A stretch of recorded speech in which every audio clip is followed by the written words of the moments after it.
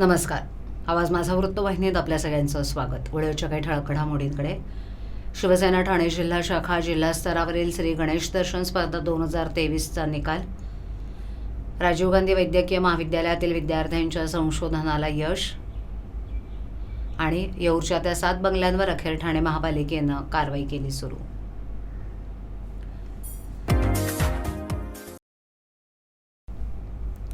वंदनीय शिवसेना प्रमुख हिंदू हृदय सम्राट बाळासाहेब ठाकरे यांच्या सांस्कृतिक विचारांनी धर्मवीर आनंद दिघे साहेबांनी सुरू केलेल्या श्री गणेश दर्शन स्पर्धेचं महाराष्ट्र राज्याचे मुख्यमंत्री एकनाथ शिंदे यांच्या मार्गदर्शनाखाली शिवसेना ठाणे जिल्हा शाखा यांच्या विद्यमानं यंदाही जिल्हा स्तरावर स्पर्धेचं आयोजन करण्यात आलं होतं. आपल्या संस्कृतीची जपणूक करणाऱ्या या अभिनव स्पर्धेचं 39वं हे वर्ष आहे.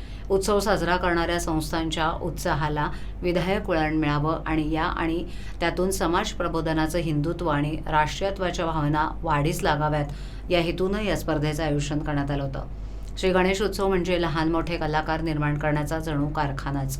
या कारखान्यातील कलाकारांना इन्सेंटिव्ह बोनस देण्याचा हा एक प्रामाणिक प्रयत्न आम्ही केला आहे. श्री गणेश दर्शन स्पर्धा ठाणे जिल्हा क्षेत्रापुरताच मर्यादित ठेवली होती. इको फ्रेंडली आणि पर्यावरणमुक्त शाडूची मूर्ती बनवणाऱ्या ठाणे जिल्ह्यातील मूर्तिकारांना विशेष प्राधान्य देण्याचा विचार करून तशी श्रीमूर्ती स्थापना करणाऱ्या मंडळांना आणि मूर्तिकारांना पारितोषिक जाहीर करण्यात येत आहेत, जेणेकरून भविष्यात याबाबत सर्वच मंडळ विचार करतील या भावनेतून तज्ज्ञ परीक्षकांनी याबाबत सूचना केल्याप्रमाणे हा निर्णय घेण्यात येतोय. विजयी स्पर्धकांना सुमारे 7 लाख रुपयांची रोख पारितोषिकांबरोबरच उत्कृष्ट स्मृतिचिन्ह देण्यात येतील. रौप्य, सुवर्ण आणि हिरक महोत्सव सातत्यानं गणेशोत्सव साजरा करत असतील अशा सर्व गणेशोत्सव मंडळांना विशेष पुरस्कार देऊन गौरवण्यात येणार आहे. पारितोषिकांचा विचार करताना मूर्तींची सुबकता, मांगल्य, आरास, त्यातील विविध नेत्रदीपकता आणि त्यातून प्रगत होणारी आशयगर्भता आणि देखाव्यातून प्रतीत होणारे हिंदुत्व, राष्ट्रीयत्व आणि सामाजिक बांधिलकीची जाणीव आणि बाबी प्रामुख्यानं आम्ही पाहिल्या. मंडळांचा उत्साह आणि उत्सव वाढवण्यासाठी ठाणे जिल्ह्यातील सर्व मंडळांची कार्यशाळा घेण्यासाठी आणि या उत्सवांना अधिकाधिक प्रोत्साहन देऊन सर्वतोपरी मदत करण्याचा निर्णय घेण्यात आला आहे. काही दिवसातच परीक्षक मंडळांच्या अभ्यासानंतर या कार्यशाळेच्या आयोजकांची तारीख सर्व मंडळांना कळवण्यात येईल असं मुख्यमंत्री एकनाथ शिंदे यांनी सांगितलं. ठाणे जिल्हा श्री गणेश दर्शन स्पर्धा 2023चा निकाल. पहिला नंबर जो आहे रोख रक्कम 1 लाख रुपये शिवसम्राट मित्रमंडळ गांधीनगर कुष्ठरुग्ण वसाहत कचऱ्याचे वर्गीकरण या विषयाला मिळालेला आहे. पोलीस मुख्यालय यांना 75,000 रुपयाचं द्वितीय पारितोषिक गुंतवदार उदय हे या विषयावरती त्यांनी जो देखावा केला होता.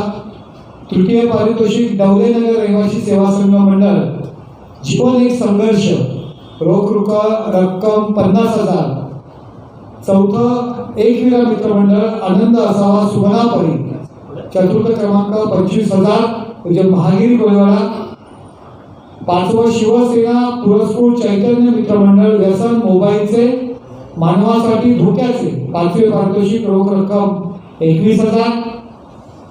6वं पारितोषिक जय भवानी मित्रमंडळ किन्नर समाजाचा आक्रोश 6वं पारितोषिक रोख 15,000. 7वं रिव्हरवूड पार्क सार्वजनिक गणेशोत्सव मंडळ 4थीच्या चंद्राची कोर अर्थात चांद्रयान हे 7वं पारितोषिक रोख रक्कम 15,000. 8वं पारितोषिक शिवाजीनगर गणेशोत्सव मंडळ हरवलेली माणुसकी रोख रक्कम 15,000.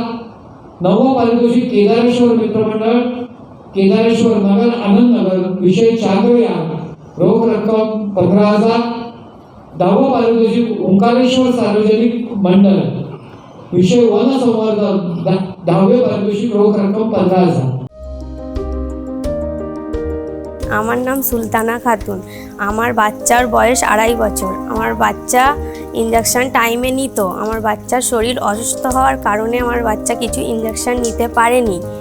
আমি খুব ভয় পেয়ে গেছিলাম এটা নিয়ে, আমি কি করব, অনেক কিছু হয়ে গেছে। তারপর আমি দেখলাম আমি কি করে কি করতে পারবো।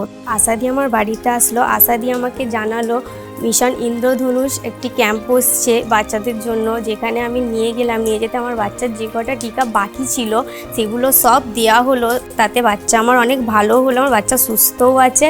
আমি ধন্যবাদ করতে চাই আশাদিকে এবং মিশন ইন্দ্রধনুষকে।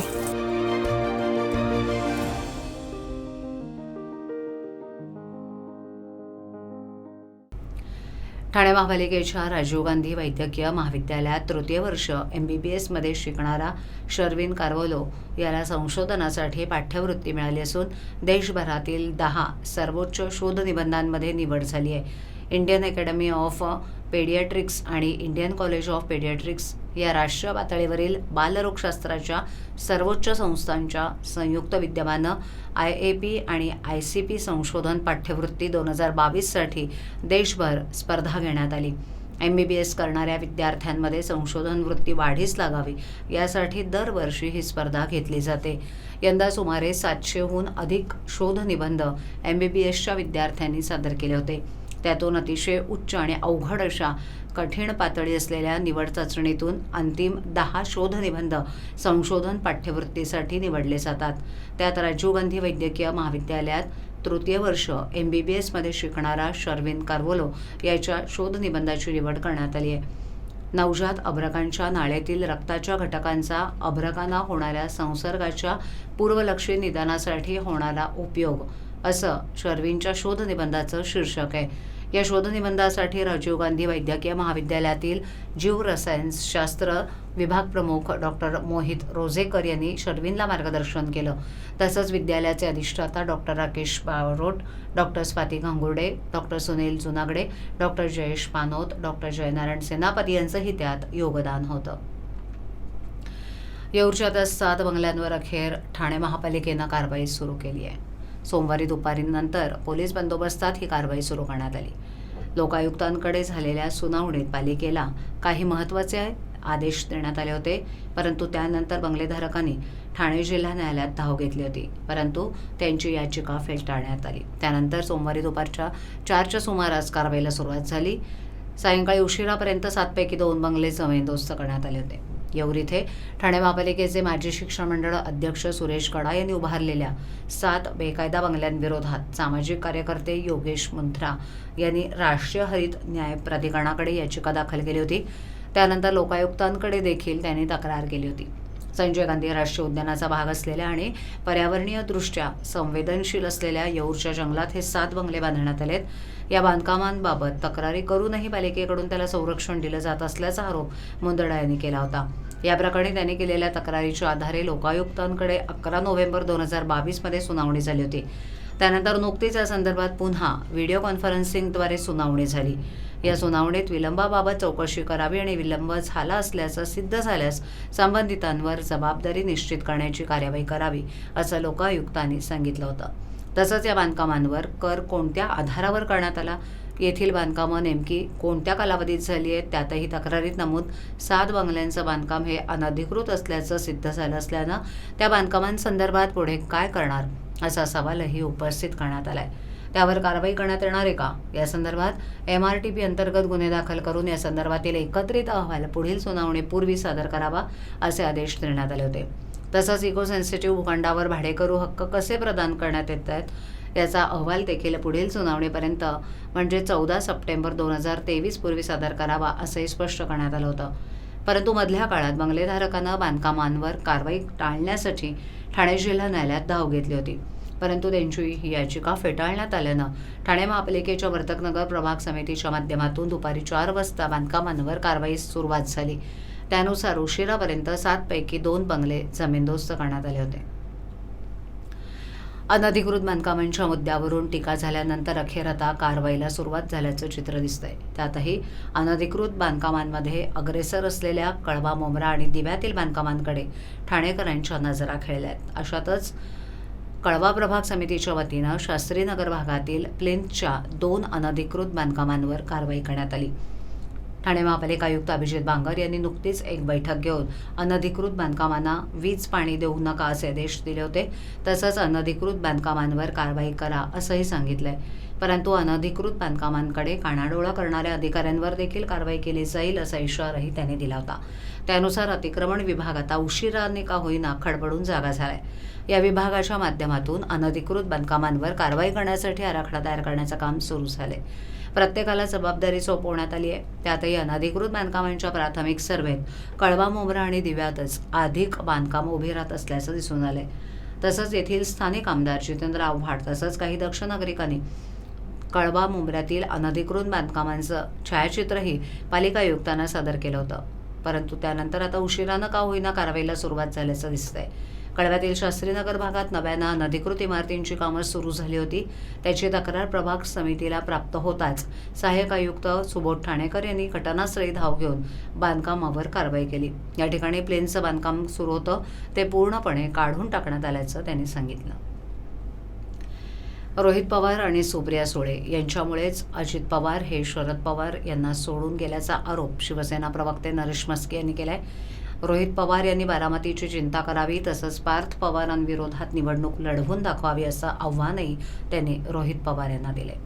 तर दुसरीकडे आमदार अपात्रतेसंदर्भातील निर्णय न्यायालयीन प्रक्रिया असून संजय राऊत आणि अंबादास दानवे हे विधानसभा अध्यक्षांवर दबाव आणत असल्याचा आरोप देखील नरेश म्हस्के यांनी केलाय. आमदार अपात्रता ही कायदेशीर प्रक्रिया असल्याचं सांगत त्याविरोधात विरोधकांनी काहीही टीका केली तरी त्याला कोणताच अर्थ नसल्याचं म्हस्के म्हणाले. लोकशाहीत बहुमताला प्राधान्य असतं आणि बहुमत आमच्या बाजूनं असल्याचं त्यांनी सांगितलं. निवडणूक आयोगानंच पक्ष आणि चिन्हासंदर्भातील निर्णय आमच्या बाजूनं दिलाय, त्यामुळे पक्ष आणि चिन्ह आमचेच असल्याचं म्हस्के म्हणाले. नागपूरला मोठा पाऊस झाल्यानंतर अनेक भागात पाणी साठलं आणि पूर परिस्थिती निर्माण झाली. संजय राऊत यांनी कुठे नागपूरचे सुपुत्र अशी उपरोधिक विचारणा करत उपमुख्यमंत्री देवेंद्र फडणवीस यांच्यावर टीका केली होती. त्यावरून म्हस्के यांनी राऊत यांचा चांगलाच समाचार घेतलाय. मुख्यमंत्री एकनाथ शिंदे यांनी जातींना लक्ष घातल्यानं यावर्षी मुंबईत पाणी तुंबलं नाही. मात्र मुंबईत यापूर्वी 1 तास पाऊस पडला तरी मुंबई तुंबत होती. गेली 25 वर्ष तुमची सत्ता होती, मग उद्धव ठाकरे यांच्यावर टीका का नाही केली असा प्रश्न म्हस्के यांनी उपस्थित केलाय. ती सुरू आहे. विरोधक काय टीका करतात याला कायदेशीर सुनावणीला अर्थ नसतो. पी हळद आणि हो गोरी अशा पद्धतीचं ते काम नाही आहे आणि कायदेशीर प्रक्रिया आहे. तशा पद्धतीमध्ये ते कामकाज सुरू आहे आणि एवढी काही घाई नाही आहे की आजच्याच निर्णय लागला पाहिजे.